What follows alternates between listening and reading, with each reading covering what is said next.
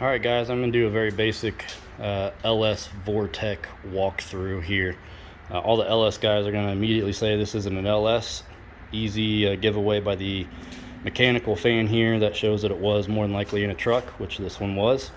But it's LS platform based. So Vortec motor, you can go and find these in junkyards. This is where this one came out of a mechanic that had actually, it was a FedEx van that was damaged in the rear and totaled. So they had this motor, and I wanted a 6.0 from a later year. This is a 2010 that I'm gonna tear down, and this thing is, by the time I get done with it, be almost brand new. So I'm gonna keep the stock heads and work them, and the block and everything else on here. By the time I'm done with this will be completely new. So but anyway, the LS and the Vortex, very similar motors. You can turn a Vortec into LS very quickly. So LS guys that say Vortex aren't, same platform. It's like the difference between LS and LT motors, all that good stuff. But basics on these, this is 101 stuff. So if you already know LS motors and Vortex, go ahead and skip this video. This will not be a fun one for you. But if you're just getting going, hopefully this helps you out. So what we've got here, this is the intake manifold. Your throttle body would sit here, and you'd have your intake off of there. Typically, first thing people do is get a cold air intake.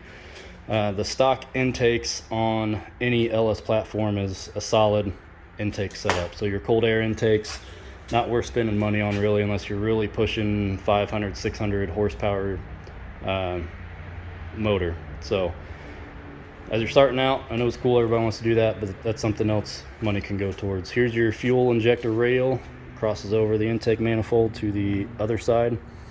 You can see this side does not have any coils on. They were taken off in the process. This motor was not taken out gently in the process.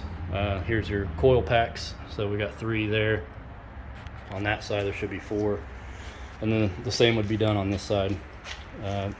Fuel injection, electronically controlled.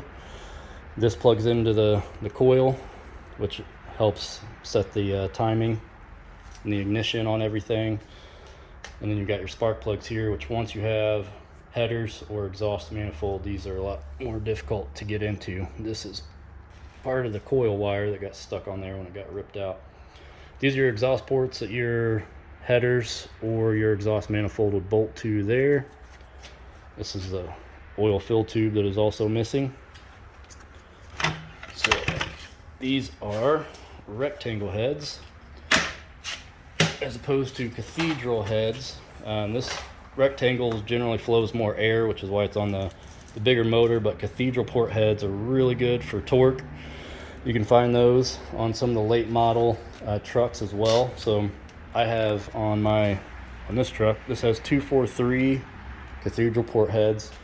The way you know what head you have, look right here, it'll tell you. So these are 821s. 821s and 823s are pretty similar style flowing heads. Great flowing heads in stock form. And the 243s are great for cathedral port heads as well. Here's your motor mounts here. That's what these are. Generally, you're not going to be messing with those too much unless you're swapping the motor. So flywheel, generally you don't see that too often. Obviously a bigger one being on a 6.0. This is your oil sending unit, and this is your valley cover. So if you have an AFM motor and you're deleting the AFM motor, you're generally going to change your valley cover. Oil sending unit tends to go bad on these motors. So that's something that keep in mind. They do have replacement kits, so you can bolt screw in something here and then actually move this to where it's easier to change if that happens. Something to look into if that bothers you enough. And then you can actually see the meat on these heads. Once I get my 5.3 in a position, I can show the difference there on the size of those.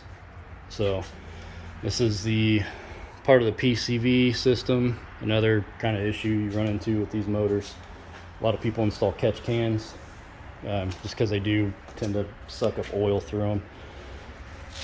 And then you got all your accessories up here. So you got your again, most vehicles are going to have electric fans these days, but that's mechanical. Your oil pump is actually in here. This is your crank pulley. Then you got your water pump here, as shown by the big radiator hose. coming off of that. So that's all the front accessories and a lot of the similar stuff here. So those are all oil lines that run into the radiator and whatnot. So that's the basic overview of an LS motor. I'll be doing some other basic stuff on this one, tearing it down, getting it ready to go to the machine shop, and I'll try to document all that stuff for you as I take all this apart and go through the process. So again, very basic stuff. Hopefully it's helped you guys out. If you have any questions, feel free to let me know. Thanks, guys.